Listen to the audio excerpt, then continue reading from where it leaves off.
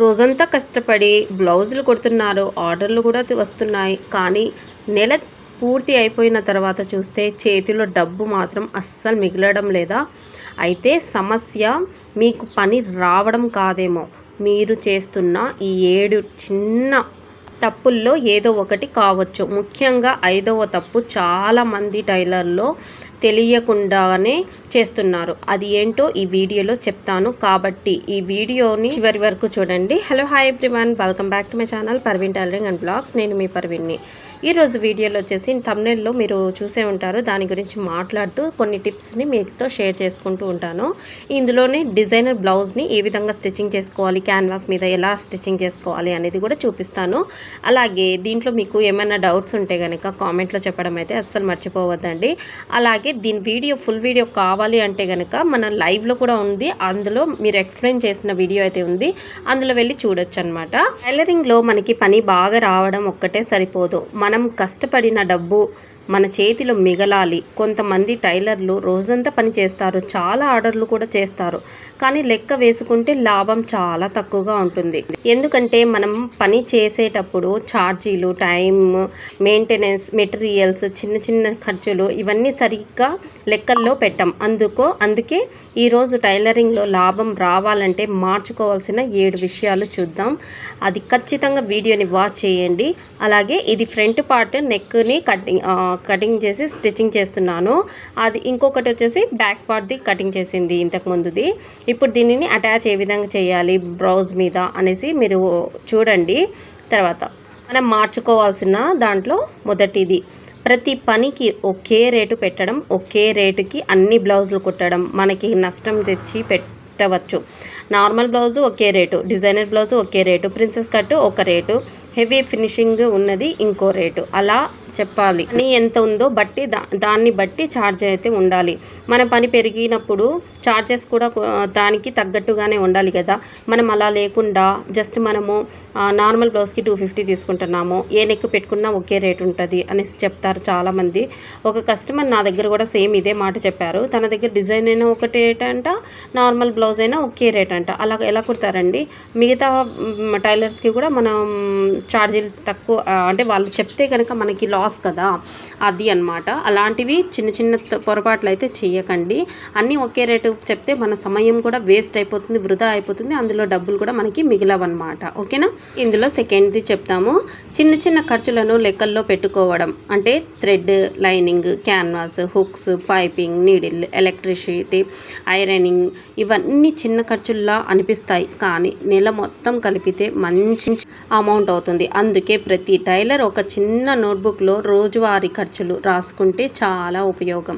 ఎందుకంటే మనం చిన్న చిన్న పాయింట్స్, అంటే ఇప్పుడు థ్రెడ్ ఉంది, నేను 6 రూపాయలే కదా అని అనుకుంటాను. ఆ 6 రూపాయల్లో మనకి ఎప్పుడో ఒకసారి తక్కువగా అనిపించవచ్చు కదా, అంటే మనం చేసే ఖర్చుల్లో అది వెళ్ళిపోతుంది అనమాట. థ్రెడ్ వెళ్ళిపోతుంది, కరెంట్ బిల్ మనకి తెలిసి రాదు, అంటే కరెంట్ బిల్లు సపరేట్గా కట్టేస్తాం కాబట్టి అది కూడా మనకు ఛార్జీలే కదండి. మనం మిషన్ కుట్టేటప్పుడు మనకు కరెంట్ బిల్లు కూడా దీంట్లోనే సమానంలో మనం తీసుకోవాలన్నమాట. అంటే రోజుకి ఒక 5 రూపీస్ అలా పక్కన పెడుతూ రావాలన్నమాట.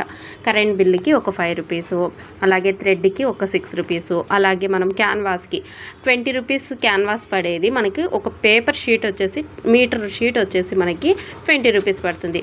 దాంట్లో మనము ఒక 5 బ్లౌజెస్ లేకపోతే 6 బ్లౌజెస్ అబ్బబ్బా అంటే అలా చేసుకోవచ్చు అనమాట. 6 బ్లౌజెస్కి 5 బ్లౌజెస్కే వేసుకుందాము. 20 రూపీస్ అంటే ఒక 5 రూపీస్, దానికి ఒక 5 రూపీస్ వేయండి. అలా ఒక్కొక్క దానికి ఒక్కొక్క రేటు వేస్తూ ఉంటే కనుక మనము చేసేది మనకి అర్థం అవుతుందన్నమాట. అంటే ఈరోజు ఇప్పుడు నేను దీనికి క్యాన్వాస్ వేసాను కదండి, క్యాన్వాస్ వేసాను కాబట్టి కొంచెం ఎక్కువ రేటే ఛార్జ్ చేయగలను. లేదు నాకు తక్కువ పడిందిలే, నార్మల్ బ్లౌజ్ మీదకే తీసుకుందామంటే నాకు ఇక్కడ లాస్ వచ్చేస్తుంది కదా. ఎందుకంటే ఇక్కడ థ్రెడ్ వేసాను, క్యాన్వాస్ వేసాను, మళ్ళీ లైనింగ్ సపరేట్గా ఎక్స్ట్రా వేసాను, దీనికి లైనింగ్ కూడా ఎక్స్ట్రాగా పడుతుంది అనమాట. దానివల్ల మనం ఇవన్నీ ఆలోచించాం కదండి. అందుకే చెప్పేది, ఇవన్నీ మనం మనసులో పెట్టుకుంటూ మొత్తం మనం ఫినిషింగ్ చేసుకుంటూ మనం డబ్బుల్ని సేవ్ ఎలా చేసుకోవాలి అనేది ఇలాంటి చిన్న చిన్న టిప్స్తోనే మనం నేర్చుకుంటూ రావాలన్నమాట. ఇందులో థర్డ్ పాయింట్ని కూడా తెలుసుకుందాం. టైంకి విలువ ఇవ్వకపోవడం అంటే ఒక బ్లౌజ్కి మనం 3 గంటలు కష్టపడుతున్నాం అనుకోండి, కానీ ఛార్జ్ మాత్రం చాలా తక్కువగా తీసుకుంటూ మన టైంని మనమే తక్కువగా విలువ తీసుకున్నట్టు కదా. నేను చెప్పేది అదేనండి. నార్మల్ బ్లౌజ్ అయితే చాలామంది మినిమమ్ అంటే మినిమము గంట వరకు కుట్టేయచ్చు అనమాట. అంటే ఎంత ఫాస్ట్గా కుట్టినా ఎంత స్లోగా కుట్టినా కూడా ఒక గంట అంటే ఆడికి మినిమం అనమాట. ఒక గంటలో కుట్టే బ్లౌజ్ని ఇప్పుడు ఇది క్యాన్వాస్ పెట్టి కుడుతున్నాను అనమాట నేను. ఇది నాకు సుమారుగా 3 అవర్స్ ఖచ్చితంగా పడుతుంది. ఎందుకంటే నెక్ కట్ చేసుకోవాలి, మళ్ళీ క్యాన్వాస్ మీద కట్ చేసుకోవాలి, మళ్ళీ దాన్ని ఐరన్ చేసుకోవాలి, మళ్ళీ దానికి లైనింగ్ అటాచ్ చేసుకోవాలి, మళ్ళీ మనము బ్లౌజ్కి లైనింగ్ అటాచ్ చేసుకోవాలి, మళ్ళీ దాన్ని ఇప్పుడు నేను నెక్ స్టిచ్చింగ్ చేసిన తర్వాత మళ్ళీ నేను ఐరన్ చేస్తున్నాను చూసారా. ఇవన్నీ చిన్న చిన్న టైంలోకే కలిసి వస్తాయి కదా, అవన్నీ దీంట్లోనే వేస్తామన్నమాట. అవన్నీ మనకి టైం వేస్టే కదండి, ఎక్కువ ఛార్జ్ అయితే పడుతుంది కదా. మనకి ఎలా మనము తక్కువ రేట్ చెప్పుకోవాలి చెప్పండి మీరే. ఒక గంటకి కుట్టే దానికి 250 తీసుకోవడం మెయిన్, ఓకేనా. ఓకే, అక్కడికి ఇది ఇలాంటివి కుట్టేటప్పుడు వాళ్ళకి ఎక్కువగా కనిపించదు. ఎందుకు కనిపించదు? నా కష్టం అనేది మనకి తెలుసండి, వాళ్ళకి కాదు తెలిసేది. మన కష్టం మనకు తెలుసు. మనమే దానికి తక్కువ రేట్ చెప్పేస్తే వాళ్ళు ఇంకా తగ్గించడానికి ట్రై చేస్తారు, కానీ ఎక్కిచ్చే పరిస్థితి అయితే అస్సలు ఉండదన్నమాట. కాబట్టి మనం ముందుగానే ఆలోచించాలన్నమాట.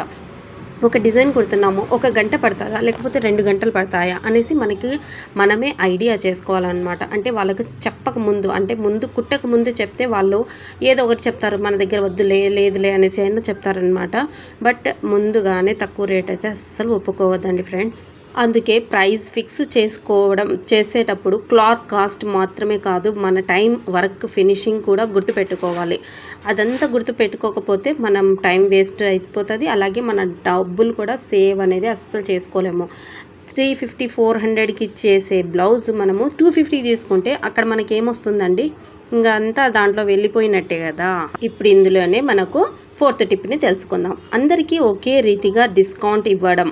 కస్టమరు అడిగారని ప్రతిసారి డిస్కౌంట్ ఇస్తూ పోతే మన ప్రాఫిట్ తగ్గిపోతుంది.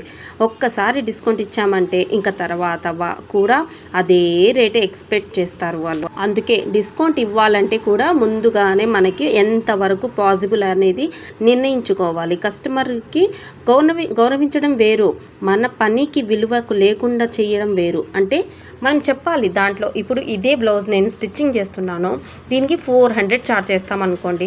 దాంట్లో వాళ్ళు ఒక బల్క్ ఆర్డర్ ఇచ్చారు అని చెప్తే కనుక ఒక 50 రూపీస్, అంటే 20, 30, 50 అంతకంటే ఎక్కువగా తగ్గించద్దండి. మళ్ళీ మీరు దీనికి 250, 350, 300 అలా తీసుకుంటే కనుక అస్సలు మనకి వేస్ట్ అండి. అంత తక్కువ డబ్బులు తీసుకోవడం కూడా వేస్ట్ అనమాట. ఎందుకంటే మన కష్టం, మన విలువ మనమే చేసుకోవాలన్నమాట. ఒక్క బ్లౌజ్ కుట్టాలంటే ఎంత టైం పడుతుందండి నిజంగా మీరే చెప్పండి. అసలు లైనింగ్ తడిపి ఆరవేసుకోవాలి, తర్వాత కటింగ్ చేసుకోవాలి, తర్వాత మనము మళ్ళీ క్యాన్వాస్ అంట అవన్నీ సరి చేసుకోవాలి, తర్వాత మళ్ళీ స్టిచ్చింగ్ చేయాలి. స్టిచ్చింగ్ అయిన తర్వాత మళ్ళీ మనం హెమ్మింగ్, కాజాలు అన్నీ వాళ్ళకి ఇవ్వాలి, మళ్ళీ ఓవర్లాక్ అనేది చేయాలి. అంత పని ఉంటుందన్నమాట. ఒక్క బ్లౌజే కదా అని వాళ్ళు అనుకుంటారు, బట్ దానికి వెనుక ఎంత కష్టం ఉంటుందో ఒక టైలర్కే తెలుస్తుంది అనమాట. ఇందులో 5th టిప్ని తెలుసుకుందాం. లాభం తెలియకుండా పని చేస్తూ ఉండడం. అంటే ఇది చాలా ముఖ్యమైన విషయం అండి. చాలామంది టైలర్లు నెలలో ఎంత సంపాదించారో తెలుసు, కానీ నిజంగా ఎంత లాభం వచ్చిందో తెలియదు. ఉదాహరణకి 20,000 వచ్చాయి అనుకుంటున్నాను. అందులో material, electricity, machine maintenance, travel, other expenses అన్నీ తెలిసిన తర్వాత ఎంత మిగిలిందో తెలుసుకోవాలి. ఇన్కమ్ ఎంత వచ్చింది అనేది కాదు, చివరికి మన చేతిలో ఎంత మిగిలింది అనేదే అసలు లాభం. ఓకేనా. ఎందుకంటే మనము అంత ఖర్చు చేయము. ఫస్ట్ లైనింగ్ మనమే తెచ్చి వేస్తాం, అలాగే థ్రెడ్ అన్నీ వేస్తాం, మళ్ళీ ఇవన్నీ చేస్తూ ఉంటాం కదా.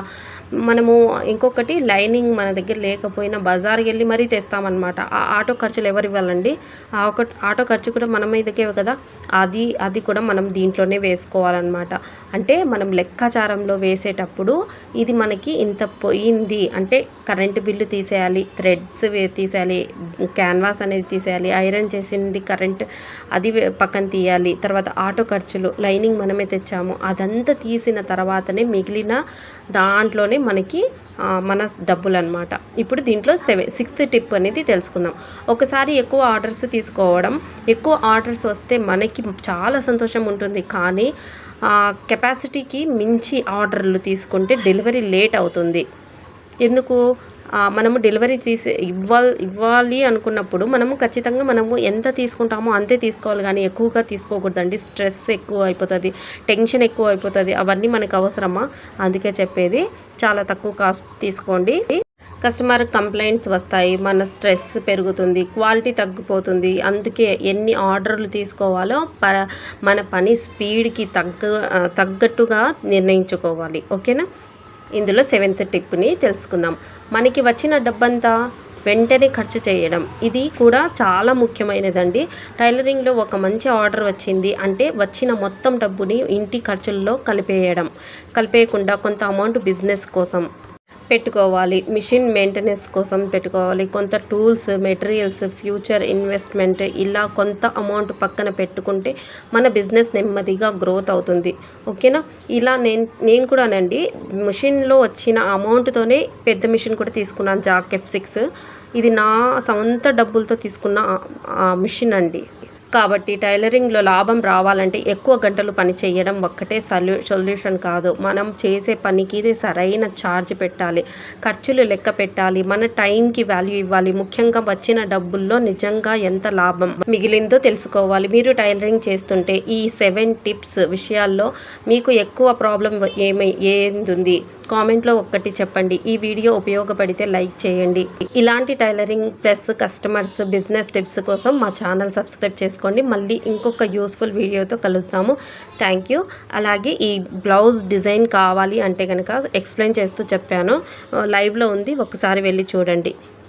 Thank you for watching. Like చేయడం అయితే మర్చిపోవద్దండి. కొత్తగా ఇచ్చిన యూట్యూబ్ హైప్ని కూడా ప్రెస్ చేయండి. Thank you.